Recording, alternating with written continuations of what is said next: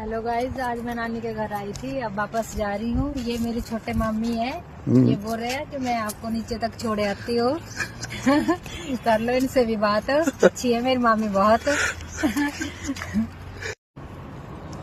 मामी बड़ी खुश हुई जब हम नानी के घर आए। बड़े दिनों के बाद आए, साल के बाद आते हो। एक तो चढ़ाई बहुत ज्यादा है इधर, इसलिए कर लो मेरी मामी से भी बात। मामी को कैसा लगा कि मैं इनके घर आई? बताओ। अच्छा लगा भी मेरी भांजी आज बड़े दिनों के बाद आई, कोई 2 साल बाद।